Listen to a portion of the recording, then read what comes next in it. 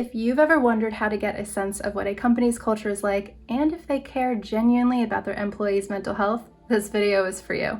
Alright, so you're on the job hunt. In addition to securing that bag and finding a place that aligns with your salary expectations and offers amazing benefits, you want to have a place with a great culture. And not only does it have to be a great culture, it has to be the right fit for you. Companies are their own ecosystems, and cultures can really vary from one to another. And by culture, I'm not talking about ping pong tables in the break room, although I'm not knocking it either because they are pretty fun. But what I mean by culture is a place where people love coming to work every day, where they feel seen, where they feel their work is respected and valued, and the company cares about their mental health and has policies and programs in place to reinforce that. A culture like that is a result of really intentional leadership, and it takes a while to build and refine. But once you find it, it's really special.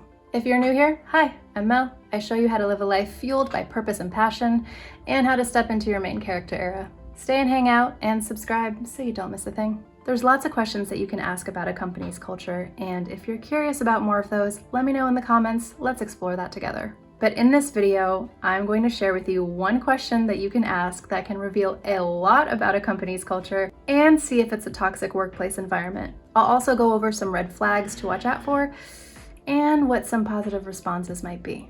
We're gonna get into all of that, but first let's talk about why a company's culture is so important. Let's bring in some numbers because we love a good statistic and a well-researched video. According to recent research, 45% of employees surveyed reported that they were emotionally drained after work, and 44% said that they feel burnt out after work. Girl math checking in here, that's almost 50%. You can see where this is going, right? This can lead to extreme job satisfaction, anxiety, depression, time taken off of work to go deal with personal things, and ultimately, it could send you running for the hills. This isn't great for the workplace either because that can lead to higher turnover, and then they're having to hire a new person to replace you who then has the same cycle. None of that has to happen if there's a solid culture. So yeah, a healthy work environment. Gotta have it. Okay, so here's the golden question to ask in that interview. Are you ready? It's 4:55 p.m. on a Friday at the office. What's the overall atmosphere like? Okay, I love this question because it gets right into the heart of the workplace culture at a time where people are getting ready to unwind and relax for the weekend, and work is the last thing on their mind. Now, let's break down what to look for in the answer. You want a response that's honest, genuine, and thoughtful. For example, they could say something like, people are pretty much ready for the weekend to get started, but ultimately they're proud of the work they've done, and overall, the mood is pretty good. This is a top-tier response because it shows a balanced perspective and humanness. I find very few people like to stay at work on a Friday night. Ideally, people would want to wrap up their week, but maybe they're satisfied with the work they've done, and that's pretty awesome. Other great responses include maybe highlighting an event that the company had earlier. Maybe it was a big milestone that the company achieved and people are excited about, or a company outing, or this project that people are really energized about, but ultimately people are starting to wrap up, hopefully, and end their day. But be wary, there are red flags. Red flag number 1, I don't know.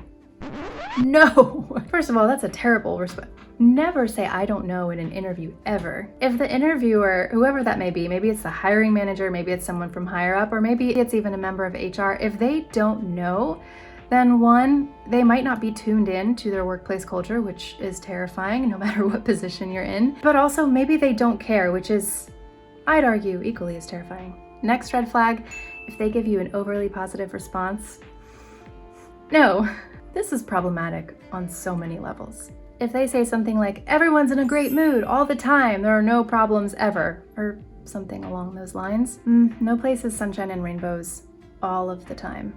I take that back. Unless you work at Trader Joe's, I have never met a Trader Joe's employee that was not happy. And then red flag number 3, indications of chaos or high stress. Okay, what if they're working on a huge project and deadlines aren't being met and it's hectic, crazy? Maybe you see in the background like papers flying around, things are on fire. Probably not. Hopefully not. That could be indicative of a lack of organization, a lack of resources, overworking their employees, undervaluing their employees.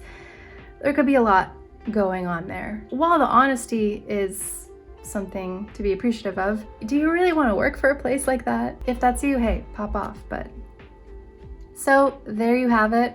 Remember, the way somebody answers that question can be really telling, and don't be afraid to listen to your gut and dig deeper to find more of the answers that you're looking for. And that can also be a jumping off point to ask more questions and get more information that you're looking for. If something feels off, it probably is. Your mental health and your well-being are way worth it, and listen to that. If you found this video helpful, don't forget to give it a thumbs up, let me know what you thought in the comments, and subscribe for more tips on how to advance in your career and life in general. Thanks, see you guys next time.